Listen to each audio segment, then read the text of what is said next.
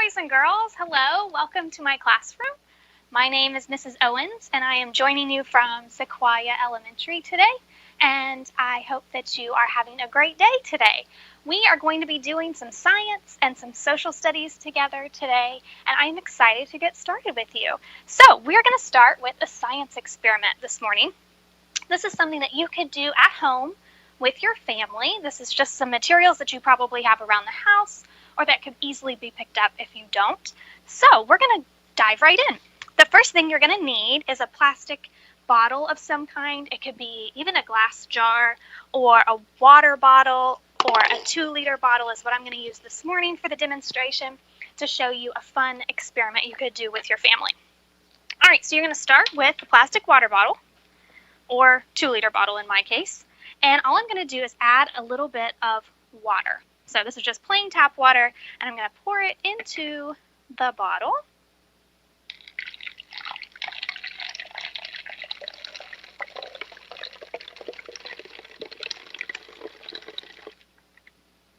This is about 3/4 of a cup of water. Doesn't have to be exact, but just a little bit of water into the bottom of your bottle. So it should look about like that. Then you are going to take some vegetable oil, and you're going to fill up the rest of your bottle with vegetable oil. Now, there can be quite a bit of vegetable oil, so you can also do this experiment in a smaller container if you don't have this much vegetable oil on hand, or just don't fill the bottle all the way to the top, and the experiment will still work. So just basic vegetable oil. If you have a funnel, that would be helpful to get the vegetable oil in the small container. I don't have a funnel on hand, so I'm just going to put it back in my measuring cup and use the spout of my measuring cup to add my vegetable oil. So we'll add the oil next. Carefully pour that in.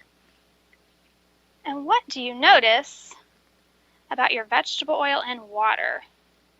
You might notice once it gets down there in the bottle, it's not, looks kind of funny. So I'm going to keep adding vegetable oil, and I want you to keep watching what is happening with the vegetable oil and the water.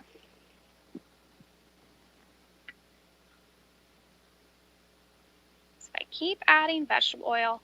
Like I said, you can fill it all the way to the top if you want, or even just halfway or 3/4 of the way is plenty. It takes quite a bit of oil to fill a big container like this, but the larger the container, the more of a turnout that you will have with your experiment.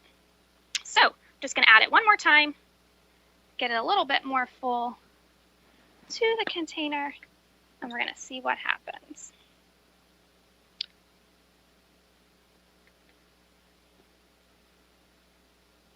All right, I'm going to call that full enough for now.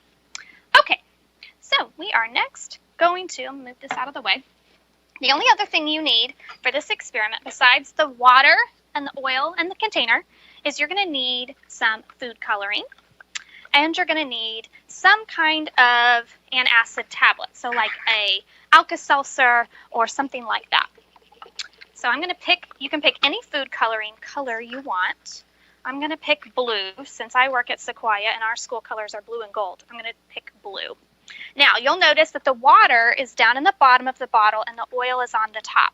And that is because water is more dense than oil, so the oil is going to float on top of the water. Same thing will happen if you ever eat like vinaigrette dressing on your salad or something like that. It won't combine unless you shake it up really good and then it separates back out.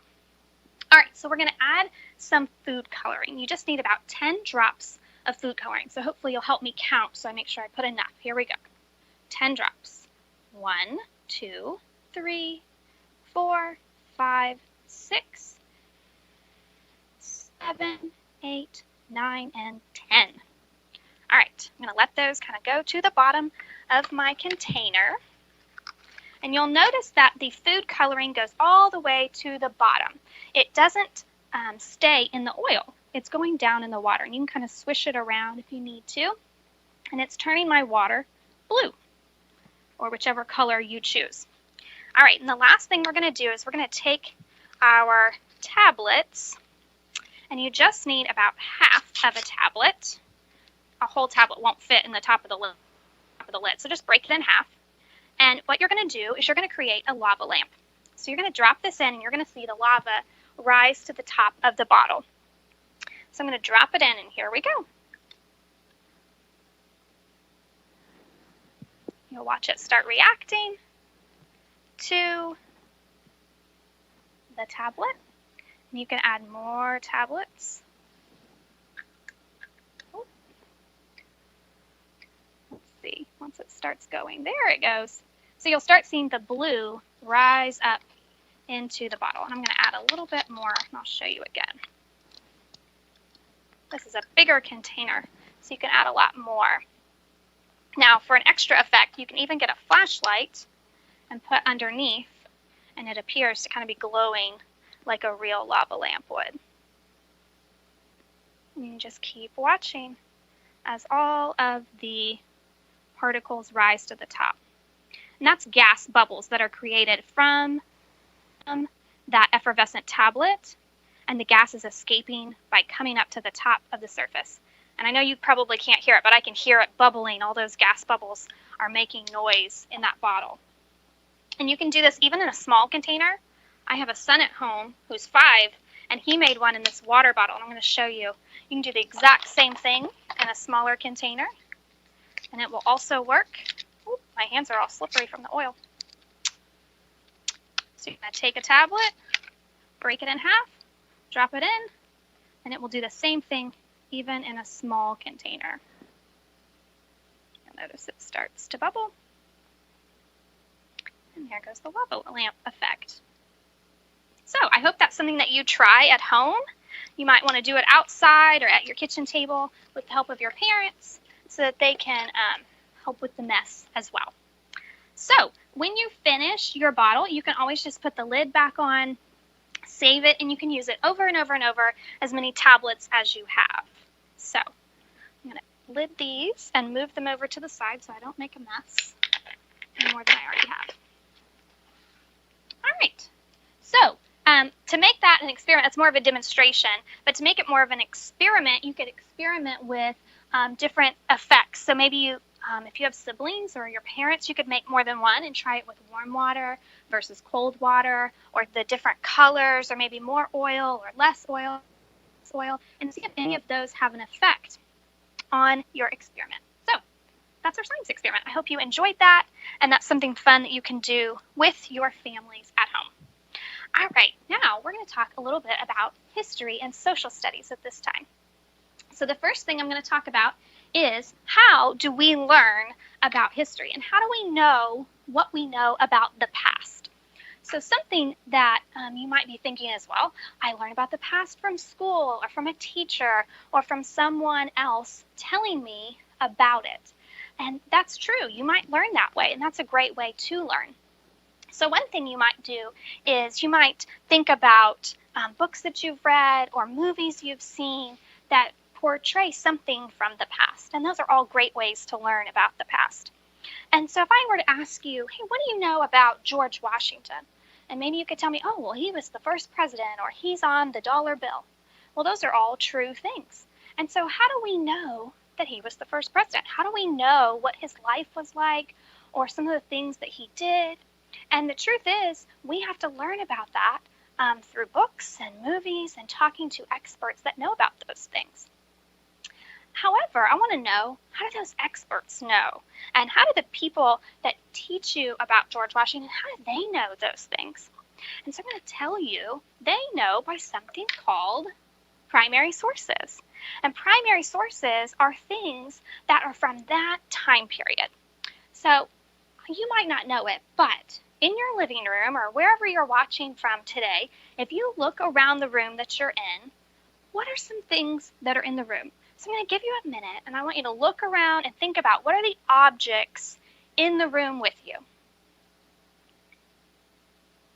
Did you see some things? Like even in the room I'm in right now, I have my little stage, and I have a notebook, and I have some props and things around me, and this is my classroom. You can't see it, but I have desks and chairs and those sort of things around me. Well, what you might not know is all those things in that room with you are all primary sources. Those are all things that you use on a daily basis in the year 2020 that we are in, All of those things are things that you use. And so in the future, people might want to know what your living room looked like or what things you had in your house. Those are all primary sources because you're there and you're using them in your everyday life. So primary sources are things like artwork. Maybe you have things hanging on the wall, pictures, or a piece of art maybe that you painted or drew, maybe something on the refrigerator. That's all primary sources. Things like letters. Maybe you've written a letter or you've received a letter. I know I've gotten some letters from some of my students right now. I got some letters in the mail yesterday. Those are primary sources because my students wrote those just here recently.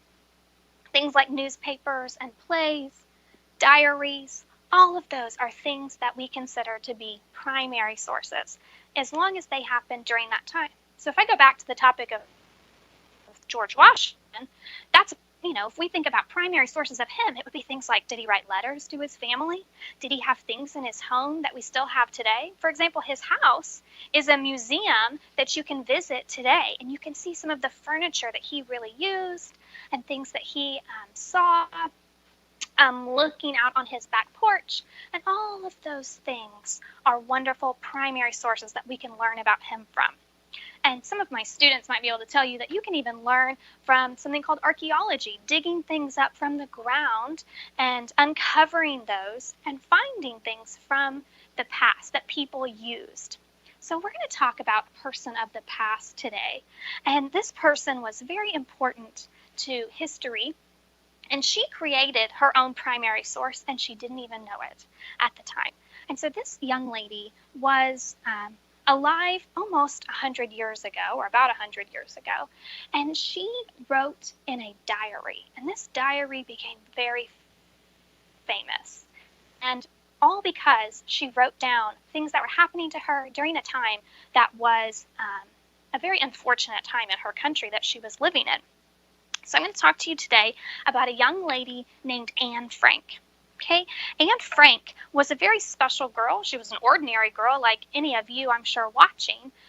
She was ornery and she had dark curly hair, and she got in trouble a lot at school, and she had an older sister.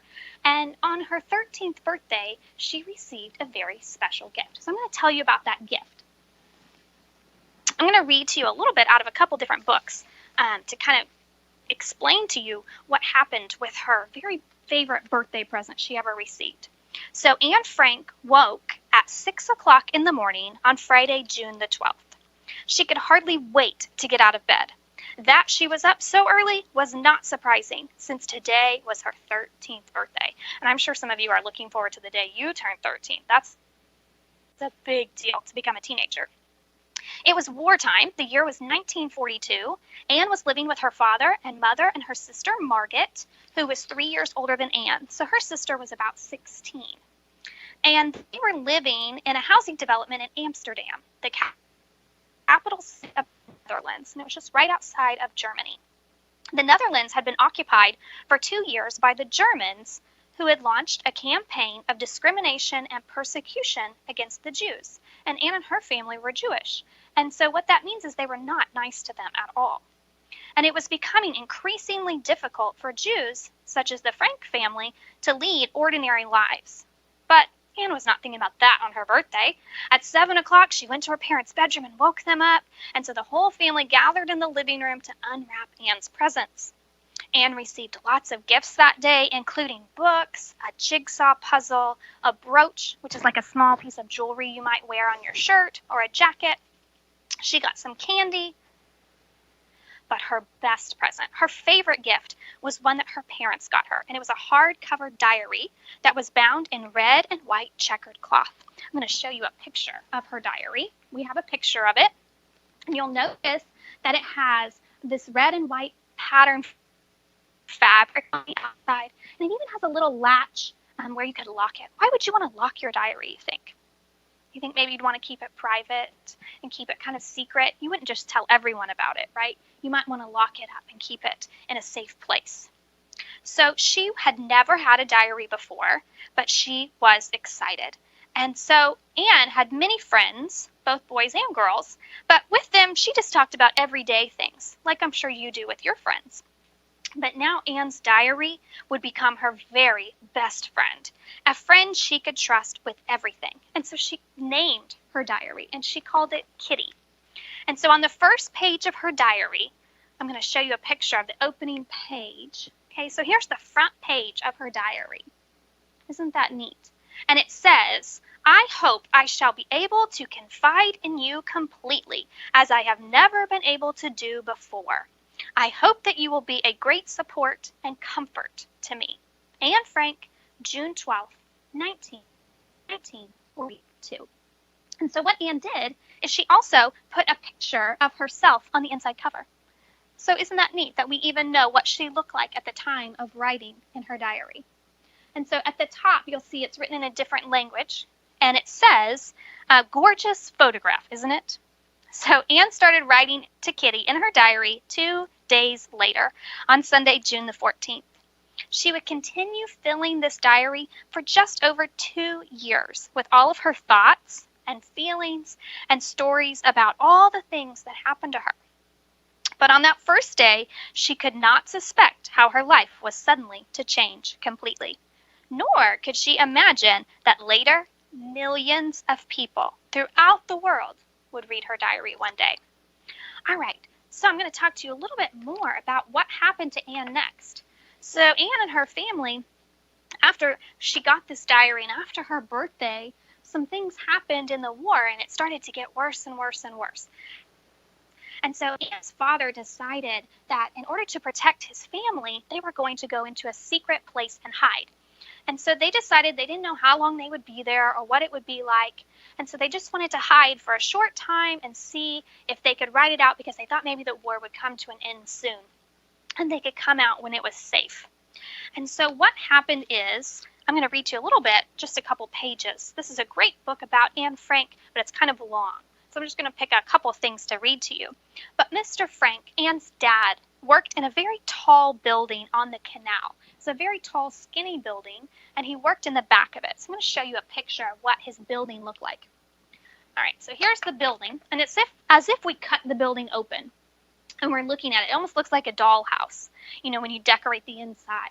And so what happened is the canal would be out here, and the front had homes and businesses in it, and Anne's dad had a business down here in the back. Well, back here, nobody was working with that part. And so what they did is they created a secret entryway. Do you see this bookcase? It could move. So I'll go back and I'll show you. The bookcase was right here. And so they had a secret bookshelf that could move, and that was how they got into their hiding place. So what Mr. Frank did is he worked in a tall building on the canal. Some of the upstairs rooms at the back were empty. So little by little, cautiously, secretly, he moved furniture and provisions, or materials, food, sheets and bedding and all those sort of things into this annex, or this small space. He had a toilet and a sink installed.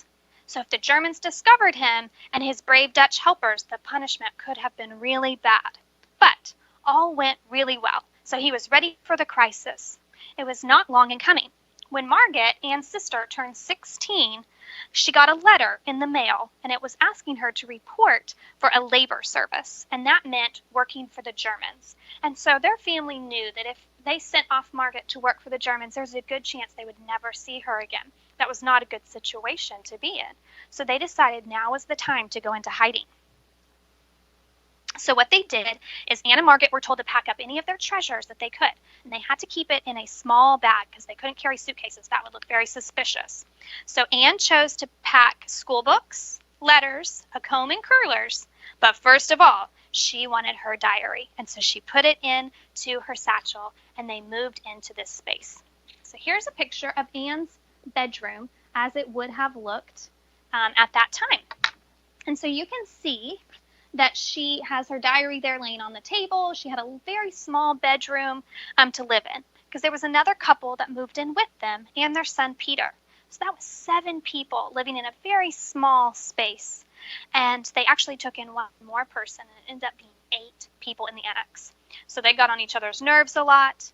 Anne was the youngest, and so she would get blamed for everything she thought. So she would write about all those sort of things in her diary. She would tell Kitty, her diary, all about all the things that were happening. She would get upset, or she would be scared sometimes, because remember, they're hiding. So they had to creep around very quietly. They weren't allowed to go to the bathroom or make any loud noises during the day because businesses were going on. And so she and her family ended up staying in that hiding place for a little over 2 years, very long time. And so she and her siblings, or her sister, they would get into little squabbles and little fights, and she would write about all of that in her diary. I'm sure you and your siblings do the same thing at home sometimes. So they lived there for a little over 2 years. And you can actually go to the Anne Frank website, annefrank.org, and you can take a virtual tour of the annex. And you could look in each of the rooms and see how it would have looked when Anne and her family were living there. It's a really interesting experience. So once again, that's annefrank.org. You can do the virtual tour. So what happened is, later, of all Anne's family, they were later discovered towards the end of the war, and they were all sent to different places. And the only one that made it back was Anne's dad. And someone had saved, once the family was split up, someone found Anne's diary and saved it for him. And Anne's dad, when he returned from the war alive, someone gave him that diary. And his friends all encouraged him, like, you should really publish that. I think people would really like to read that diary. And so he did. He published it, and it became a book. And you can still buy the book today, and millions of kids and adults have read the book. And it's a wonderful way to learn about Anne and her family and all that they went through in that 2 years that they were hiding. So this is a primary source because Anne wrote all of these journal entries herself during that time period. So it's just such an interesting way to learn about her life and all the things she went through. She was just an ordinary girl, like I'm sure many of you are that are watching. All right, so today I'm going to talk to you a little bit about how you could create your own primary source at home. So something that you could start with is a diary. You could make a diary out of anything that you have at home. So examples. If you have a notebook, obviously you could start a notebook and turn that into a diary. I glued a ribbon inside to mark my page so that I could find where I left off. Or maybe you have a diary that has a little lock on it like Anne's did. That's a great way to keep it private and to keep all of your thoughts in there so that no one will read it, like your siblings or your parents. It's a good place to keep it. Another way you could make a diary is just with some cardboard. So I got like a cereal box. Once I finished the cereal, and I cut out the cover or the back of the cereal box and just folded it in half. And then I just got some notebook paper or some plain paper that you have at home around the house and cut it to fit inside. Close it up. Get a stapler, or if you don't have a stapler, you could always use ribbon and just staple that shut. And now you have a nice little place to make yourself a diary. I made this one with my son, and so we put some dinosaur stickers on the front. You could decorate it with things. I wrote a journal or a diary, it doesn't matter. And inside, you could write about what you do during the day. So when you're keeping a diary or a journal, you don't have to write about anything spectacular. It can just be your everyday thing that you're doing at home. So for example, I wrote, today I went on a walk with my family. We saw trees and bugs and birds while we were outside. And then we played a game in the yard. So just that sort of thing. You can write in your diary or journal about anything you want. It can be about your thoughts or your feelings or things that you and your family do together. Because later on in your life, if you look back and you read this, that's going to be really special to you, especially right now. A lot of you are staying home with your families, and you have been home with your families for the last couple weeks. And so we don't know how long that will last. So this is a special time that you're getting to spend a lot of time with your siblings and with your parents. And it's a really cool thing to get to write down. Maybe you're playing a board game, or maybe you and your siblings invented a game, or you played outside, or maybe you're doing schoolwork on your computer, on a tablet, or you read a new book. Those are all great things that you can write about in your diary or your journal. And things that later on in life you'll want to look back on and read to learn about what you did during this time. And that becomes a primary source because you're writing it at that time. Just make sure on your diary or your journal that you're writing the date each time you write so that you always remember, oh yeah, that was in 2020 in April. This is what the weather was like, and that's some of the things that my family and I did together. Those are all great things to consider. Another way you could make a journal, this one is a little bit different, but I made it also. This was just a file folder, or you could use cardboard too. And I just put some masking tape on it. And then I rubbed the masking tape with some shoe polish. Now, shoe polish is kind of stinky, so you might want to do that outside. But you just rub it with a little bit of shoe polish, and then when it dries, it kind of looks like leather.